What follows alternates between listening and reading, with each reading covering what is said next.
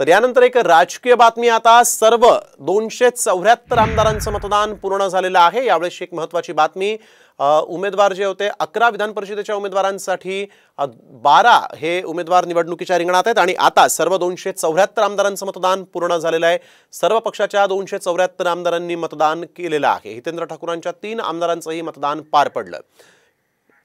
हितेंद्र ठाकूर यांच्या बहुजन विकास आघाडीचे आमदार जे आहेत त्यांनी मतदान केलं नव्हतं, परंतु आता त्यांनी देखील मतदान पूर्ण पार पाडलेलं आहे। रुपाली बडवे आमच्या प्रतिनिधी आपल्यासोबत फोन लाईन वरून जोडले गेले आहेत। रुपाली, आता मतदान पूर्ण झालेलं आहे, निकाल कधीपर्यंत अपेक्षित आहे, कधीपर्यंत येऊ शकतो, काय अधिक सांगाल? आत्ताच विधान परिषदेच्या निवडणुकीसाठी जे मतदान सुरू होतं त्याची पूर्ण प्रक्रिया पार पडलेली आहे।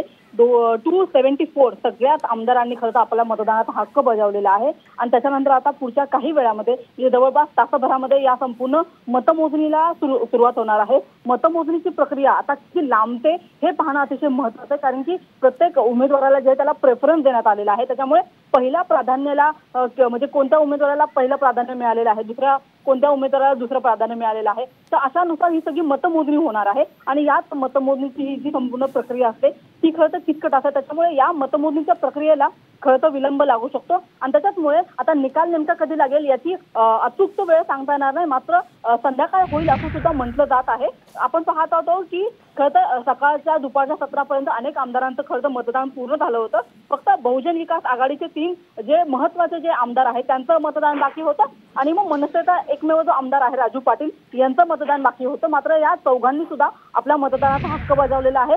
गणपत गायकवाड यांचा देखील मतदानाचा नेमकं मतदान होतं की नाही याच्यावरती चर्चा सुरू होती। त्यांनी देखील आपला मतदानाचा हक्क बजावलेला आहे आणि आता नेमकं निकाल काय लागतो हे देखील पाहणं तितकंच महत्त्वाचं आहे। धन्यवाद रुपाली, आपण दिलेल्या सविस्तर माहितीसाठी।